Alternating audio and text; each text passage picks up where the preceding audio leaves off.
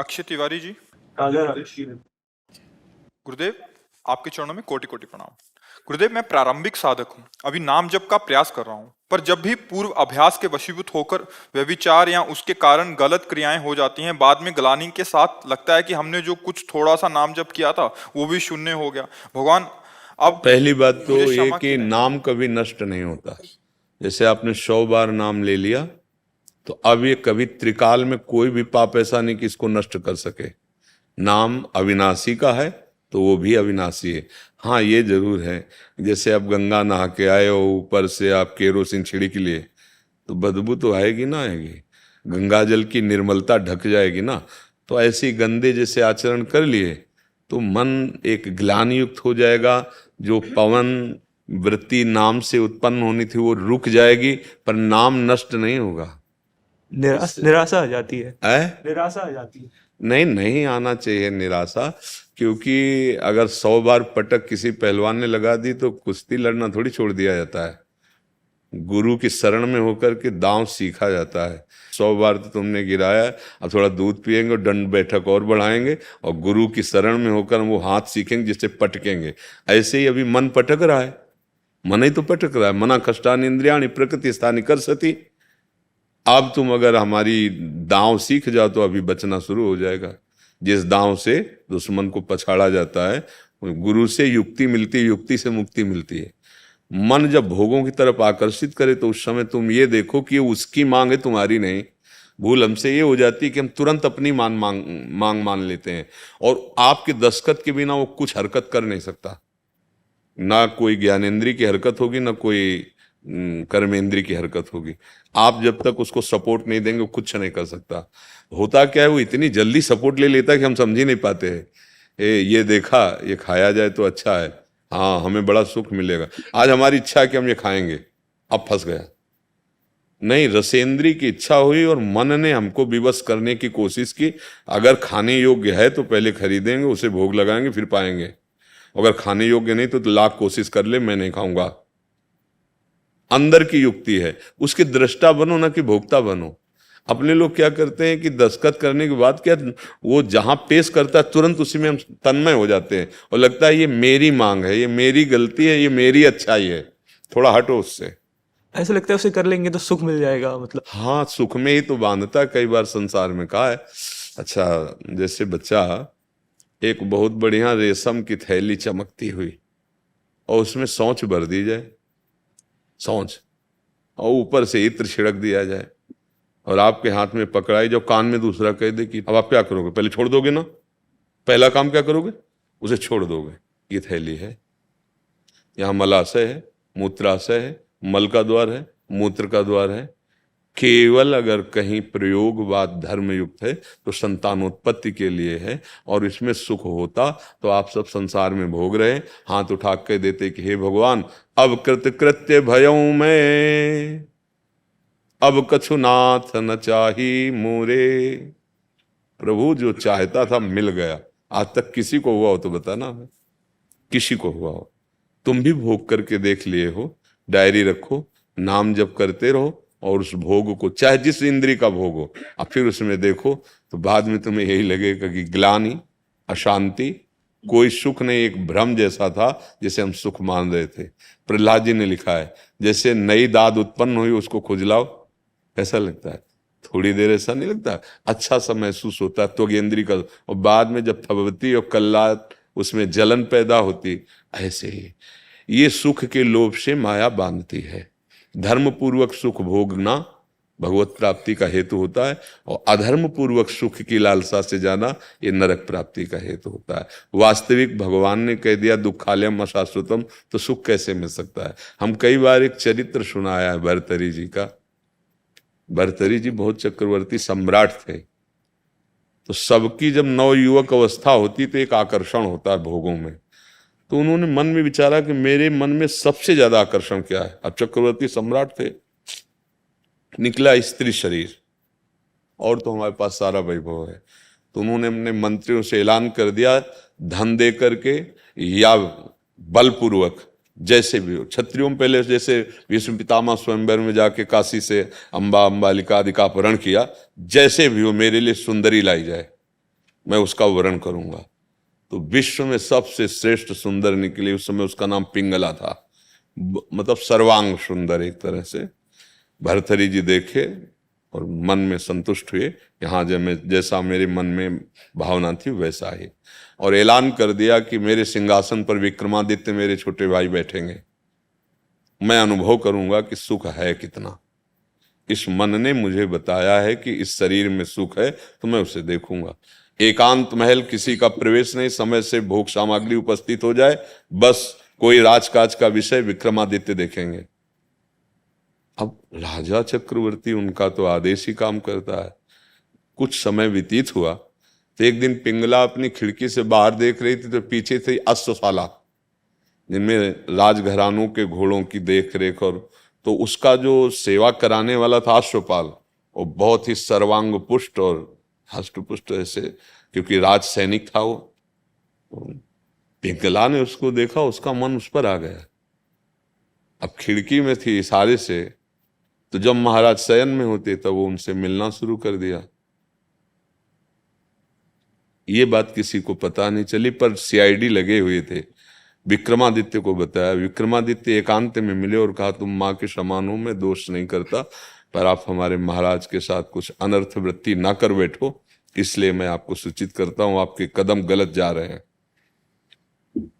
वो मानने वाली तो थी नहीं, वृत्ति थी ऐसी। महाराज से मैं मिलना चाहता हूं। तो जो द्वारपाल नियम से खड़े किए, कोई नहीं आएगा।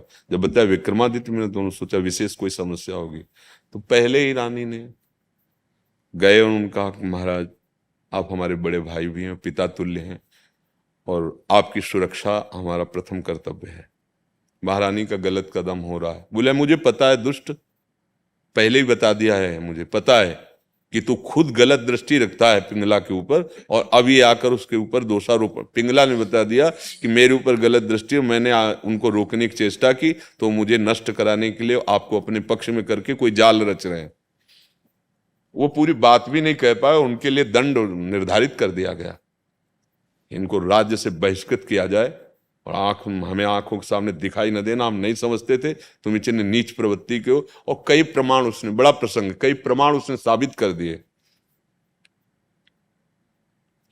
भगवान का खेल बड़ा विचित्र होता है। गरीब ब्राह्मण तपस्या कर रहा था धन के लिए, तो देवराज इंद्र प्रसन्न हुए जब उसका तप पूर्ण हुआ, तो बिना कुछ मांगे उन्होंने एक फल दिया और कहा इस फल को खाने से अमर हो जाता है जीव। वो अंतर ध्यान हो गए। वो सोचा यार गरीब ब्राह्मण, अगर हम अमर भी हो गए तो क्या होगा, अगर मेरा राजा चक्रवर्ती सम्राट भर्तरी अमर हो जाए तो मुझे मनमानी धन भी मिलता रहेगा, और ऐसा धर्मात्मा राज, बहुत अच्छे स्वभाव के थे वो। तो राजाओं की कैसी भी परिस्थिति, उसमें ऋषि मुनियों या ब्राह्मणों के लिए निषेध नहीं था। महाराज की जय हो, कोई ब्राह्मण मिलना चाहता है, आदर के सहित आए, प्रणाम किया, आज्ञा कीजिए। तो उनका, महाराज मैंने तपस्या की, मुझे अमर फल प्राप्त हुआ है, मैं चाहता हूं कि मुझे धन मिले, मैं इस अमर फल से क्या, आप अमर हो जाओ, आप जैसा धर्मात्मा राजा अमर रहेगा तो प्रजा सुखी रहेगी। तो उन्होंने सर झुकाकर अमर फल लिया और खजांची को बुलाया और कहा जब जितना इनको आवश्यक हो, बिना किसी रोक टोक के सब दे दिया जाए, जब इनकी जितनी। तो वो अपने यथेच्छ धन प्राप्त करके प्रसन्न हुआ, चला गया। अब भर्तरी जी ने विचार किया कि हमारी आसक्ति तो पिंगला में है, मैं जीवित रह के क्या करूंगा, अगर जब तक मैं जीवित रहूं ये अमर हो जाएगी तो ये संग रहेगा। तो पिंगला को कहा कि हमारे देश के ऋषि मुनियों का, ब्राह्मणों का बड़ा तप प्रवीण, ये देखो अमर फल मिला है, इसे खा लो। तो उनका ऐसे थोड़ी अमर फल खाया जाता है, स्नान आदि पवित्र हो करके ऐसे, और फिर हम पालेंगे, आप निश्चिंत रहिए। उन्होंने दे दिया। प्रेम में तो संशय होता नहीं। पिंगला ने विचार किया ये अमर फल मैं अश्वपाल को दूंगी, तो अश्वपाल जीवित रहेगा, तो जब तक हम ऐसा। अश्वपाल से जब एकांत में मिली तो अमर फल दिया।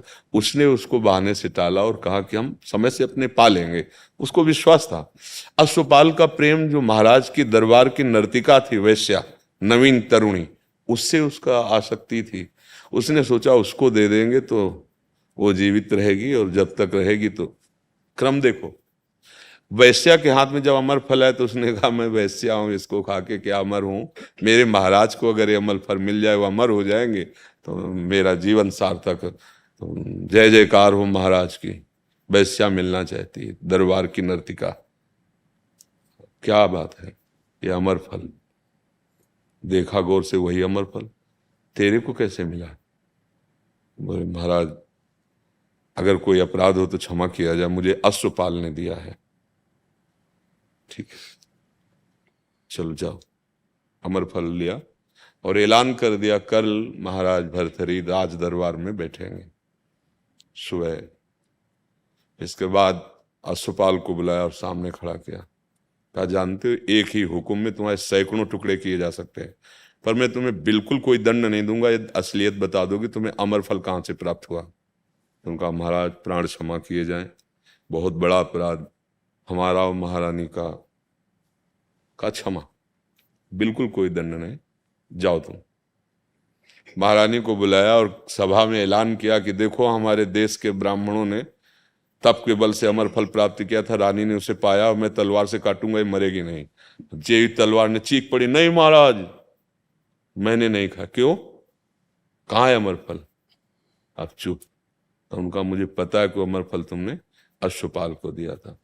मुकुट उतारा और सिंहासन पर रखा और कहा धिक्कार ऐसे संसार को और ऐसे संसार के भोग, मैंने सर्वस्व त्याग कर इसको प्रेम किया, लेकिन और ये इतने सुंदर अश्वपाल इससे प्रेम, इसने अश्वपाल से, अश्वपाल एक वैश्या से, क्या है ये?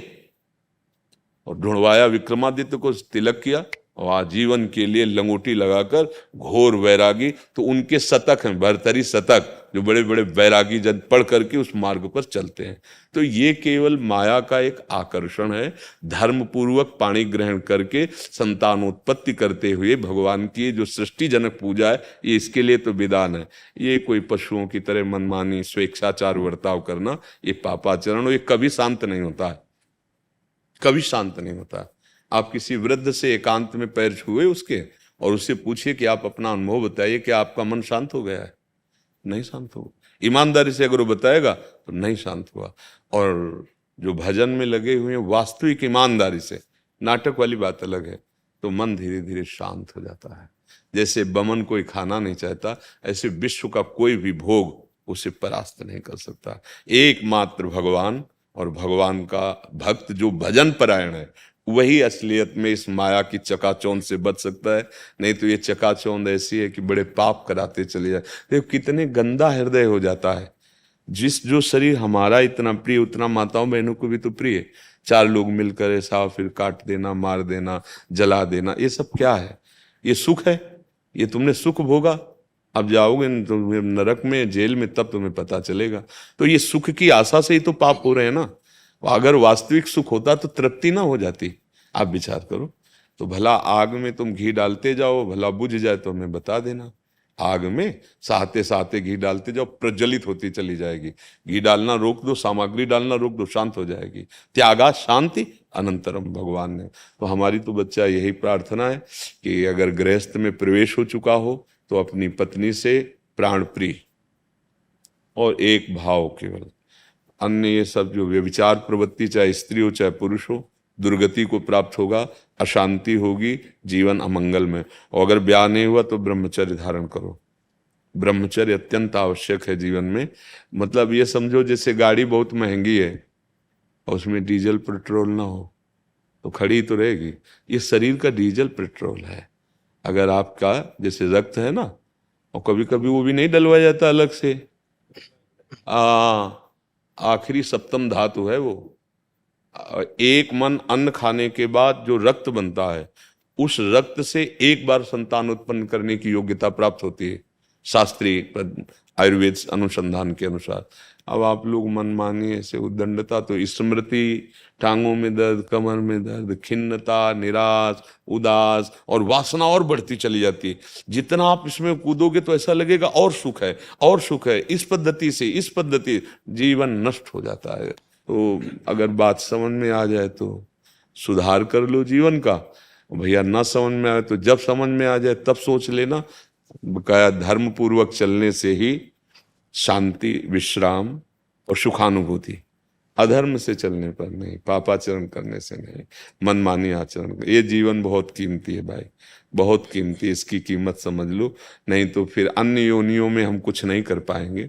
परवश होता है। जैसे जीव जंत्र हैं, देखो परवश हैं, क्या क्या उनके साथ दुर्दशा की जाती है, देखते हो ना। क्या क्या दुर्दशा की जाती जीवों के साथ, छोड़ दिया, तड़प रहा है ऐसे। आप मनुष्य हो, कहीं लग गया दवाई करवा सकते हो, टांका लगवा सकते हो, उनके कुछ नहीं। पकड़े गए, भूंज दिए, जिंदा ऐसे पैर बांध करके लगा दिए, और आप मनोरंजन कर रहे हैं और वो जल रहा है। एक एक सेकंड का हिसाब होगा, एक एक सेकंड का। तुम भी ऐसे चलोगे पैक एसी गाड़ी में, ऐसी ऐसी सृष्टि होगी अग्नि की कि निकल नहीं पाओगे, उसी में जिंदा भुनोगे, क्योंकि जिंदा भून के खाया है। जैसे तुमने काटा है ना, ऐसे फटोगे रोड में, चिथड़े उड़ जाएंगे। काल कभी नहीं बख्शेगा। प्रार्थना मान लो तो मान लो, नहीं परिणाम आगे चल के देख लेना। इसी जन्म में तुम्हें समझ में आ जाएगा, इसी जन्म में अंतिम श्रेणी तक समझ में आ जाएगा। नहीं आखिरी हिसाब तो मुकदमा जैसे चलता है ना, 20-20, 40-40 वर्ष मुकदमा, और इसके बाद फिर सजा होती है, बोले आजीवन सजा। 40 साल का पकड़ा गया था, 40 साल व्यतीत हुए मुकदमा में, अब उसको दिया आजीवन, रह कितना गया। ये तो यहाँ का हाल है। वो बहुत बड़ा दरबार है, बहुत बड़ा हिसाब किताब है। नर्क की यंत्रणा झेल पाना। 5वें स्कंद में भागवत में पढ़ लेना, भगवान व्यासदेव जी लिख रहे हैं, सुखदेव जी गान कर रहे हैं, परीक्षित और बड़े बड़े ब्रह्म ऋषि सुन रहे हैं। एक एक सेकंड का हिसाब है। गलती ना करो, नहीं तो पछतावा होगा।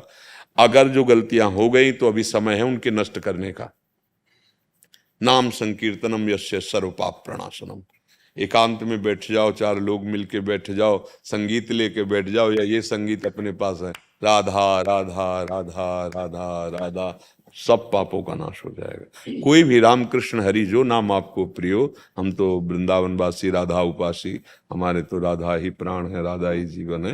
नाम संकीर्तन से और नाम जप से सब पापों का नाश हो जाता है। सर्व पाप प्रणाशनम।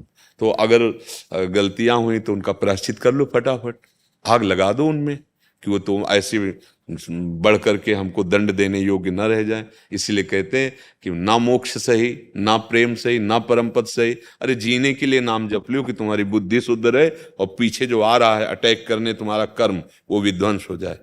जैसे मिसाइल आ रही ना, तो ऐसे यंत्र नहीं होते कि उसको वहीं नष्ट कर दिया, तो ऐसे मंत्र होते हैं, आए हुए प्रारब्ध को नष्ट कर देना। पर जो भगवत प्राप्ति करना चाहते हैं वो नष्ट नहीं करते, वो भोग लेते हैं और अपने भजन के बल से भगवान को रिझा कर भगवत प्राप्ति करते हैं। आशीष कुमार शर्मा जी मथुरा से। महाराज जी कोटि कोटि प्रणाम। महाराज जी, भगवान श्री कृष्ण ने अर्जुन को विराट रूप के दर्शन कराए, वह उन्हें दिव्य दृष्टि प्रदान की, एवं माता यशोदा जी को ब्रह्मांड के दर्शन मुख में कराए। तो मेरा प्रश्न है कि ये दिव्य दृष्टि है क्या? वो दोनों को दर्शन होने के बाद ये देखकर डर क्यों लगा? पार्थिव दृष्टि को समझ लो तो दिव्य दृष्टि समझ जाओगे। पार्थिव दृष्टि किसे कहते जानते हो? पार्थिव दृष्टि, तभी तो दिव्य दृष्टि समझोगे। शरीर को मैं मानना, भोगों में सुख भोगना, संसार के द्वंद्वों को सत्य मानना, इसे पार्थिव दृष्टि कहते हैं।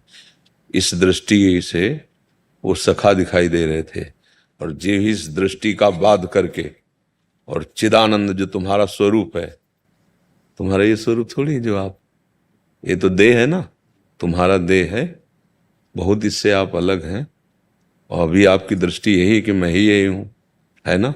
तो पार्थिव दृष्टि है ना।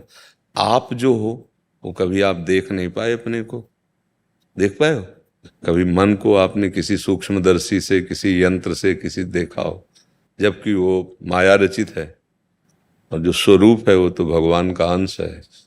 जब स्वरूप के दर्शन की सामर्थ्य आ जाती है, तब भगवान के किसी भी रूप का दर्शन कर सकते हो आप। विराट रूप, सौंदर्य, माधुर्य रूप, कोई भी रूप आप भगवान का, क्योंकि वो दृष्टि आ गई है। तो अभी तो पार्थिव दृष्टि है ना। पार्थिव दृष्टि मिटती है साधना से। साधना का सही स्वरूप है निरंतर भगवान का चिंतन होना, किसी भी दुख या सुख में प्रभु को न भूलना, हर परिस्थिति में धर्ममय आचरण करना। तो पार्थिव दृष्टि नष्ट होने लगेगी। जैसे सर्वम खलमिदम ब्रह्म, ये दिव्य दृष्टि है, पार्थिव दृष्टि थोड़ी है।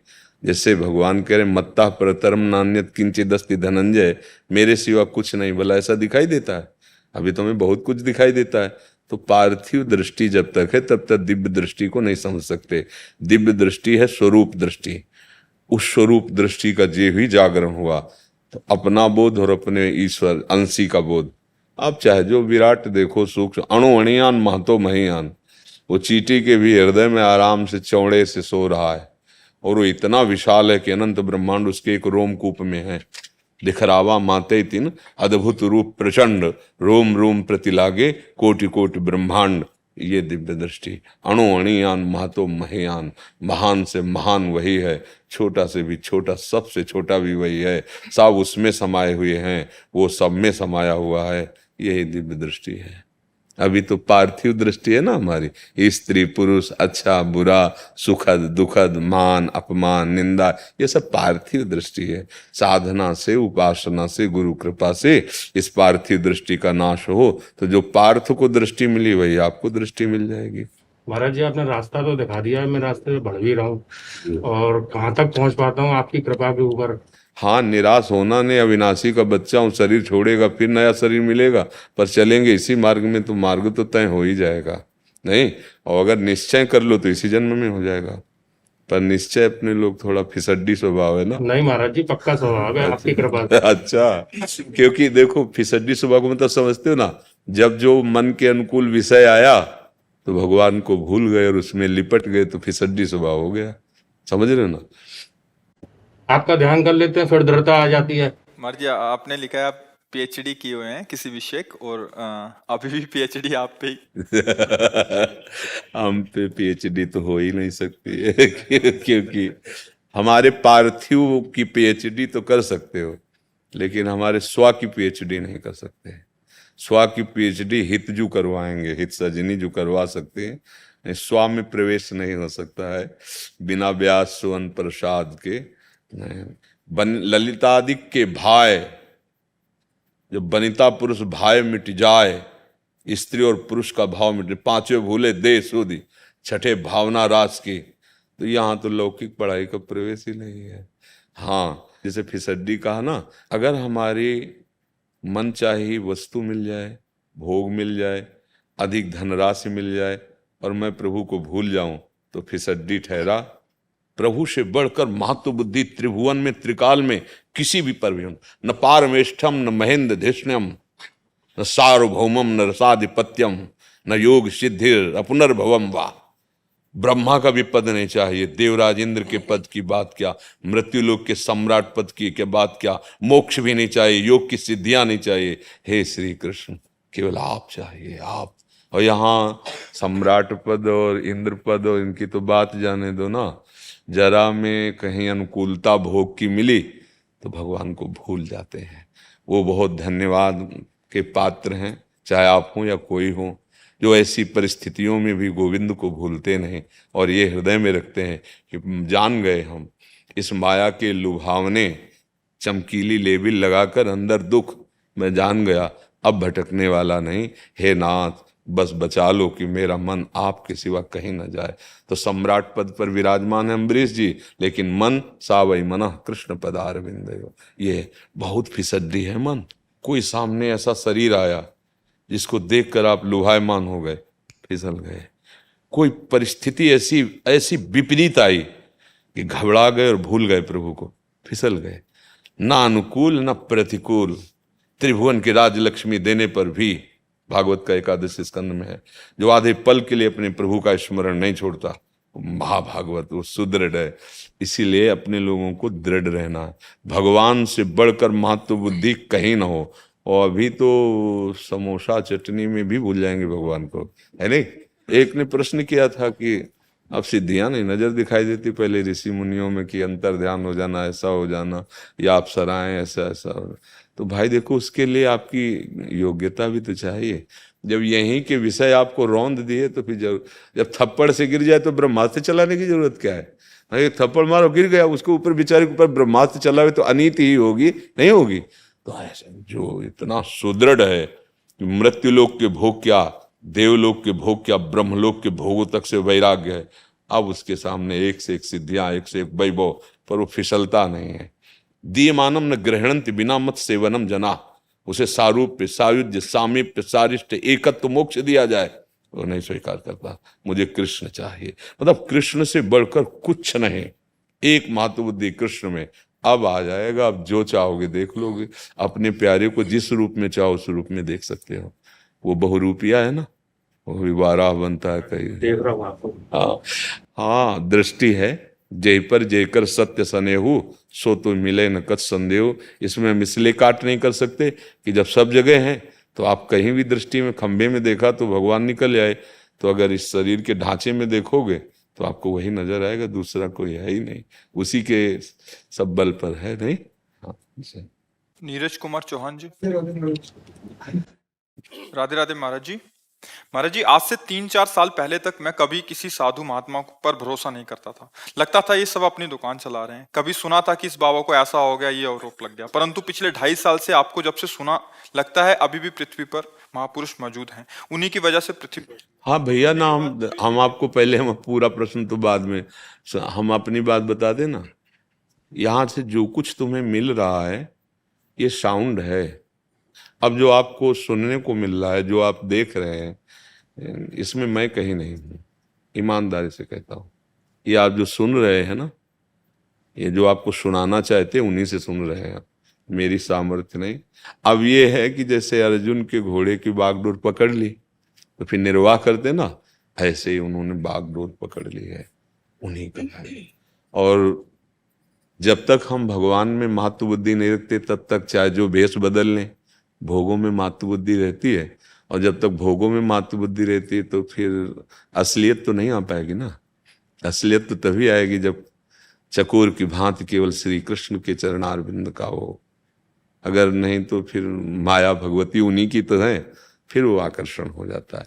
जहाँ धन का आकर्षण है, जहाँ भोगों का आकर्षण है, जहाँ मान सम्मान यश का आकर्षण है, वहाँ वो केवल यंत्र, हम यंत्री जैसे चला रहा है वैसे चल रहा है। तो यहाँ जो तुम्हें दिखाई दे रहा है, सुनाई दे रहा है, ये आपके ऊपर भगवान श्री कृष्ण की कृपा का स्वभाव प्रभाव दिखाई दे रहा है। भगवान की कृपा से, केवल ये भगवान की कृपा, मतलब आपको जो सुनने को मिल रहा है, यहाँ से जो प्रभु बुलवा रहे हैं, ये केवल भगवान की कृपा, दूसरा कोई इसमें नहीं सुना जी। मीना जी नॉर्वे से। राधा वल्लभ श्री हरिवंश। महाराज जी, आपके चरणों में कोटि कोटि दंडवत प्रणाम। महाराज जी, महाराष्ट्र में गोपियों के बीच में से लालजू अंतर ध्यान हो गए। सुनने पढ़ने से समझ यही आया कि गोपियों को अहम बन गया था लालजू को लेकर, परंतु ब्रज जनों के इसी अभिमान को हम प्रणाम भी करते हैं, शीश झुकाते हैं। आपसे बार बार उनकी इसी ठसक का महत्व भी सुनने को मिलता है। महाराज जी, गोपियों की ठसक ठाकुर जी को क्यों अच्छी नहीं लगी उस समय? हम ये ठसक करते हैं कि हमारे श्यामा श्याम हैं, हम श्यामा श्याम के हैं, समझ रहे हैं? जहां कहीं हम अभिमान की बात करते हैं, ठसक की बात करते हैं, तो ये करते हैं। जहां ये बात आ गई कि इन सबसे श्रेष्ठ मैं, अब वहां दूसरा कानून लागू हो जाएगा। त्रिभुवन की स्त्रियों में मैं सबसे सौभाग्यशालिनी, क्योंकि अखिल कोटि ब्रह्मांड नायक जैसा मैं चाहती हूं वैसा वो कर रहे, अंतर्ध्यान हो गए। ये अपने और ठाकुर के बीच में इतना प्यार हो जाए, इतना अहम भर जाए कि अपना भी स्मरण भूल जाए, केवल ठाकुर जी ही रह जाए। वहां क्या त्रुटि हुई कि त्रिभुवन की स्त्रियों में, देखो, सबसे सौभाग्यशालिनी मैं, उसी क्षण अंतर्ध्यान हो गए। और जब रुदु सुस्वरम राजन कृष्णदार दर्शन लालसा, सब ऊंचे स्वर से रोना प्रारंभ किया। पहले लीलानुकरण हुआ, सबसे पूछा, और फिर जब नहीं दर्शन हुए और रुदु सुस्वरम राजन कृष्ण दर्शन, तो कहाँ थे? तासा आविर्भूत शौरी स्मय मान मुखाम्बुजा पीताम्बर धरा स्रग्वी साक्षात मनमत, उन्हीं के बीच में प्रकट हो गए, उन्हीं के बीच में। मानो ठाकुर जी ने दिखाया कि अगर तुम किसी को भी नीचा देखने की चेष्टा करोगे तो तुम्हारे बीच में सामने खड़ा होता हुआ भी मैं तुम्हें दिखाई नहीं दूंगा। वहां और इस अहम में अंतर है। हमारे माई श्यामा जी को राज अस अभिमान जाय जन भोरे, मैं सेवक रघुपति पति मोरे, इसमें दूसरा है क्या कोई? अगर अभी ये बात कह दें कि त्रिभुवन में मेरे जैसा कौन भक्त होगा, अभी धज्जियां उड़ जाएंगे। बस बातें हाथी पाइए, बातें हाथी पाओ। बात में हाथी इनाम में मिल गया और बात में ही हाथी के पैर के नीचे दबवा दिया गया। बात बिगड़ गई, वो अहम दूसरी कोटि का हो गया।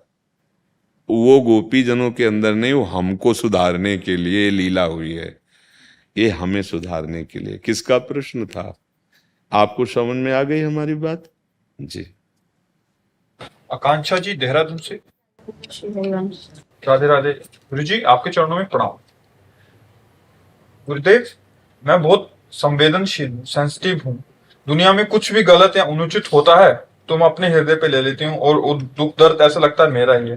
महाराज जी, ऐसे में संसार के उसे साथ बहुत कैसे लड़ा जाए? नहीं, वो बहुत अच्छा है, हृदय का द्रवित होना बहुत अच्छा है, पर अज्ञान से द्रवित होना ठीक नहीं है। 3 प्रकार की भगवान की लीलाएं हो रही हैं। एक होती सृजन लीला, एक होती पालन लीला, एक होती विनाश लीला। तीनों लीलाएं अपने अपने समय पर होती ही रहेंगी। ये अज्ञान जनित द्रवण क्रिया नहीं होनी चाहिए। थोड़ा तो विवेक रखो। नहीं ऐसे तो बिल्कुल फिर वो मूढ़ता की तरफ चली जाएगी वृत्ति, फिर वो भजन और सतमार्ग ने। देखो, भगवान ने आज्ञा करी है, अद्वेष्टा सर्वभूतानां मैत्रः करुण एवच। सबको सुखी करने के लिए मित्रवत व्यवहार करना है, करुणा करनी है, लेकिन निर्ममो निरहंकारा सम दुखा सुखा क्षमे, ममता रहित होकर के। और आप जब ममता ही की हो तो भगवान की आज्ञा का पालन ही हो रहा। ममता करी हिरण के बच्चे में तो अगला जन्म हिरण का हो गया, जड़ भरत जी का हो गया कि नहीं हो गया? तो दया तो करनी पर ममता नहीं करनी। अब ये कला आ जाए तो फिर दुख का नाम नहीं। भाई, बिना जैसे सृष्टि का सृजन है वैसे ही पालन है और वैसे ही विनाश। तीनों लीला नित्य है, अपने समय पर होंगी और हो रही हैं। कहीं ब्याह हो रहा है, कहीं बच्चा पैदा हो रहा है और कहीं सौ जा रहा है। राम नाम सत्य। उसी समय में, उसी 1 सेकंड में कहीं बालक के लिए गर्भाधान हो रहा है, कहीं बालक जन्म हो रहा है और कहीं मृत हो करके उसी 1 सेकंड में। सृष्टि में अगर देखो तो उसी 1 सेकंड में तीनों लीलाएं हो रही हैं और ये विस्तृत लीला है उनकी। तो विस्तृत सृजन, विस्तृत पालन और विस्तृत विनाश। अब यह है कि थोड़ा विवेकवान बनो। हमें अगर अवसर मिल गया, हम उसको सेवा करके दुख निवृत्ति कर सकते हैं तो भगवान हमें अवसर दिए हैं, लेकिन हमें ममता नहीं करनी। जैसे हिरण को बचा लेना ठीक ही था, उसको अपने आश्रम में लाना ये भी ठीक था, 2-4 दिन उसको खवा पिया के सुरक्षा देना ये भी ठीक था, लेकिन पूरा आसक्त हो जाना और इतना आसक्त हो जाना कि भजन पूजन छूट गया, हिरण ही का चिंतन हुआ तो अगला जन्म हिरण, तो घाटा हो गया ना, बात तो नहीं बन पाई ना। तो ये बात देखना है, दया बिना साधु कसाई, दया करी तो आफत आई, दोनों चीजें देखनी है। हाँ, अब ऐसे तो दिन भर तुम समाचार देखो और दिन भर टेंशन में बैठी रहो, दूसरे का दुख तो दूर नहीं कर पाओगी, तुमको दवाइयों की जरूरत पड़ जाएगी। इसलिए सावधान, मतलब सावधान। ये तो तुम विश्वास रखो, बिल्कुल ये लीला ऐसी हो रही जैसे फिल्म में एक डकैत ने 500 लोगों को गोलियां मार दी। आपको क्या फर्क पड़ता है जब आप देखते हैं? अगर आपसे पूछा जाए 500 लोग मारे जा रहे हैं, कितना खून खच्चर हो रहा, तो आप कहोगे सब झूठा है यार, नहीं देखा, ये सब झूठा है यार, ये तो केवल सीन बनाई गई है मनोरंजन के लिए। महादेव जी कह रहे सब झूठा है यार। अनुभव महादेव जी अपना कह रहे हैं, उमा कहूं मैं अनुभव अपना, सत हरि भजल और जगत सब। तो इसको फिल्म की तरह क्यों नहीं देख रहे हो? 3 रोल है, एक है बढ़िया सात्विक रोल, एक है राजसिक रोल, एक है तामसिक रोल। पर उसमें तो नेता अभिनेता डायरेक्टर प्रोड्यूसर अलग होते हैं। इसमें खास बात है कि वही डायरेक्टर, वही प्रोड्यूसर, वही नेता, वही अभिनेता, वही विलेन है, वही है। एक ही एको हम बहुत श्यामा, एक ही बहुत रूपों में वो स्वयं से स्वयं की रचना करता है, स्वयं से स्वयं का पालन करता है और स्वयं से स्वयं का संहार कर रहा है, दूसरा है ही नहीं। जब तक ये ज्ञान नहीं होगा तो फिर रोना धोना तो नहीं मिट पाएगा, फिर तो चलता रहेगा। इसलिए हमें लगता है भजन करो और सत्संग सुनो और विवेकवान बनो। जहां कभी किसी की सेवा का अवसर आवे, प्राणपन से सेवा कर दी और परिणाम भगवान के ऊपर छोड़ दिया। जैसा भगवान जाने, उनका खेल है। डॉक्टर प्रगल्भ शर्मा जी। राधे महाराज। राधे राधे महाराज जी। महाराज जी, प्रायः देखा जाता है कि जो लोग प्रभु को नहीं मानते आस्तिक लोगों से ज्यादा मानसिक रूप से मजबूत होते हैं, अधिक प्रगतिशील एवं सुखी होते हैं। महाराज जी, आप उन्नति किसको समझते हैं? केवल जी करके, रुपए कमा करके, भोग सामग्री भोग करके, या यहाँ के पदों को प्राप्त कर लेना, केवल इतने ही समझते हैं क्या? यही उन्नति है? कि आप इतना मानते हैं कि जन्म हुआ और जब तक मरण हुआ बस इतना ही जीवन है? अगर इतना ही मानते हैं तो फिर हम आपको उत्तर नहीं दे पाएंगे। अगर आप ये मानते हैं कि जीव भगवान का अंश है और वो बहुत काल से अपने कर्मानुसार भ्रमित होकर के भटक रहा है, इस बार उसे मनुष्य का जन्म मिला है कि वो ऐसे सत्य आचरण करे जिससे समाज को भी सुख हो, अपने को भी सुख हो और अपनी सदगति हो जाए, हम भगवत तत्व को जान जाए या भगवान को प्राप्त हो जाए। आप डॉक्टर हो, बहुत बुद्धिमान हो गए, क्योंकि डॉक्टर तो बुद्धिमान होते हैं कि आप अपने को जान पाए हो आज तक? फिर आपकी बुद्धि कितनी बुद्धिमान है आप खुद अनुमान लगा लीजिए। ये हम आपको नीचा दिखाने के लिए नहीं बोल रहे, आपके प्रश्न का उत्तर दे रहे हैं। जो आपकी बुद्धि ने पार्थिव महिमा को देख करके भागवतिक महिमा पर लघुता का भाव देखा। आप डॉक्टर हैं, आपके पास कोई आज तक मशीन है भारत अमेरिका कहीं भी आपने मन को देखा है? मन का एक्सरा, मन का अल्ट्रासाउंड, मन की कोई भी मशीन के द्वारा जांच की, हाँ ये मन फंसा, देखा है ना? तो है ना मन? आप ये मानते हैं ना कि बहुत जन्मों से हमारा जन्म हो रहा है?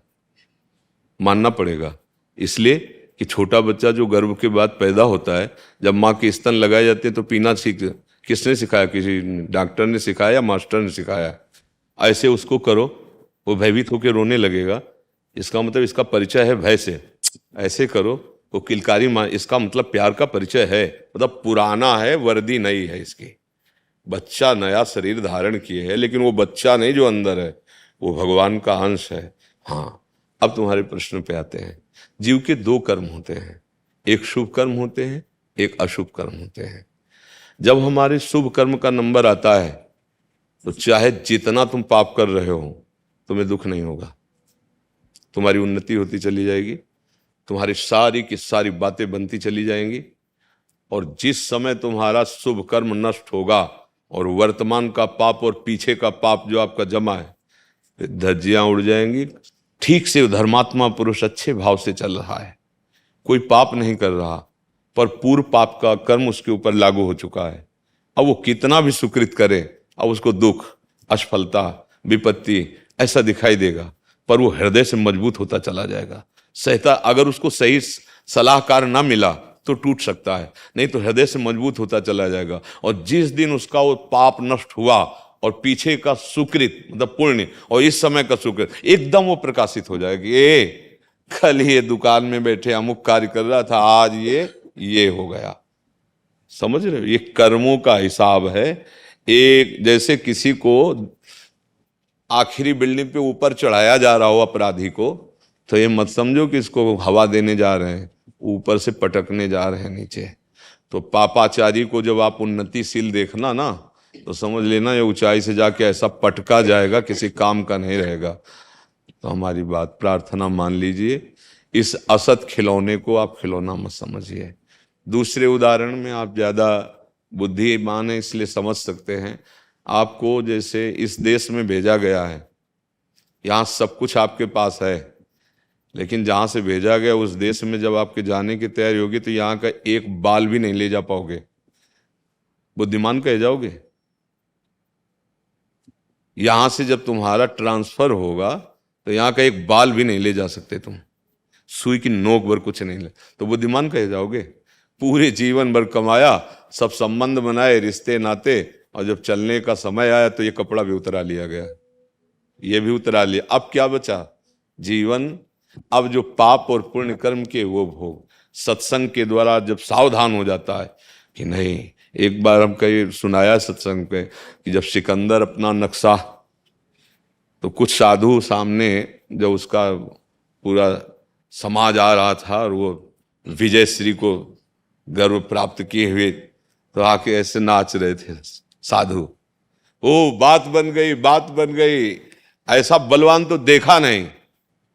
तो जिसकी प्रशंसा की जाए तो फिर आदर भावना बनती है। उतरा, फकीर थे तो सलाम किया उसने, क्या चाहते हो?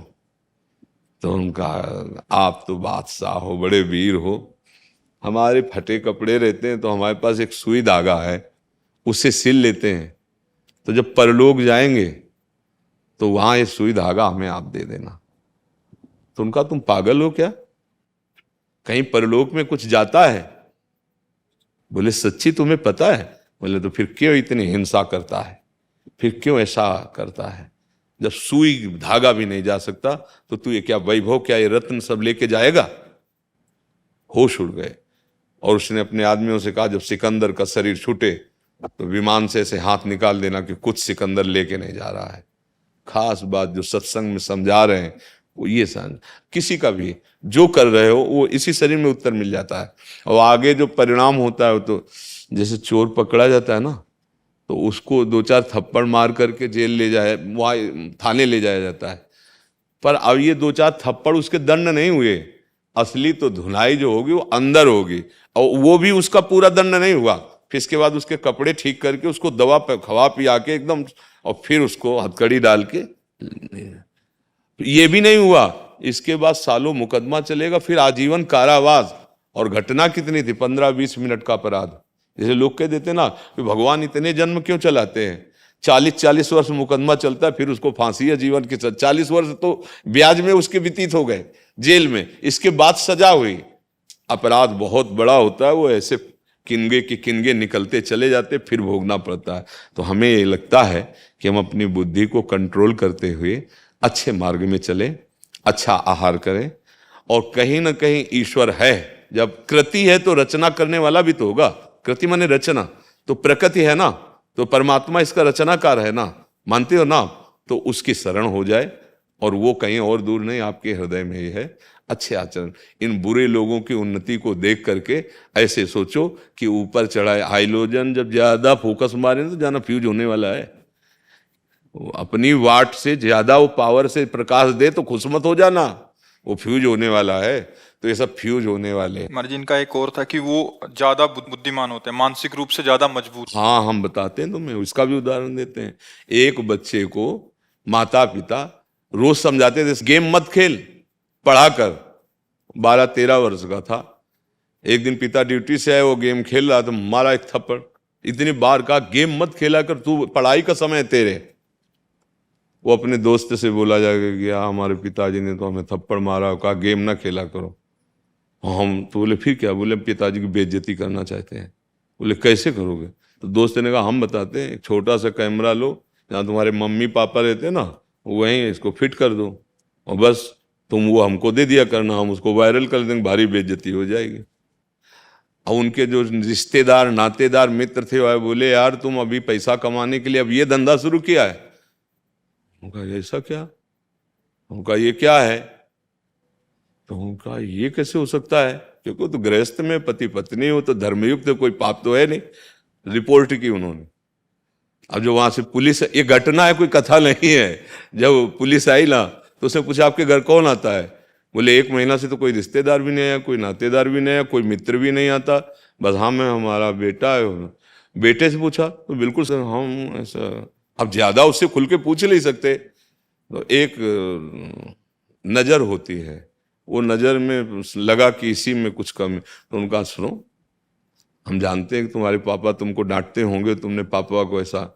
बोले हाँ हमने इसीलिए किया वैसा। कहाँ रखा है? तो दिखा दिया, एक हिरन जैसा बाजार से लाया था और उसी में से फिट किए। कितनी बड़ी बुद्धि है, पर किस काम में आई ये बुद्धि? अपराध में काम में आई। बुद्धि तो भगवान ने दी है, लेकिन बुद्धि का प्रयोग कहाँ है?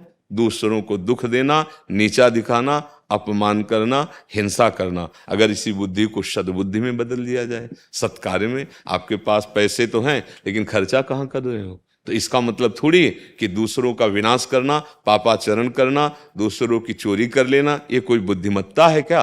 उस बुद्धि का दुरुपयोग है। तो दुरुपयोग का फिर तो फल दुरुपयोग, आपके साथ भी दुर्व्यवहार होगा समय पे।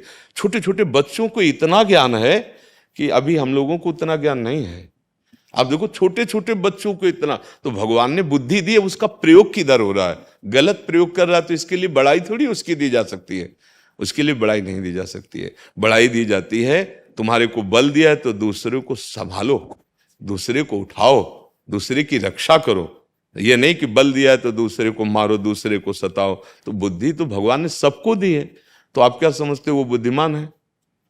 आपकी दृष्टि में उनको बुद्धिमान कहते हैं जो दूसरे की चोरी कर ले, हिंसा कर ले, बेविचार। आजकल भैया इसी बात का सम्मान होता है, खाली काल है, सच्ची बात मान लो। अगर वो ऐसे गंदे कार्यों में थोड़ा उन्नतिशील है ना, तो सभा में सम्मान होता है, आओ भाई, और उनकी पार्टी होगी, उनका स्वागत होगा। वो धर्म से चलता है ना, उसको चाय भी नहीं पिलाया जाएगा, अपमान किया जाएगा।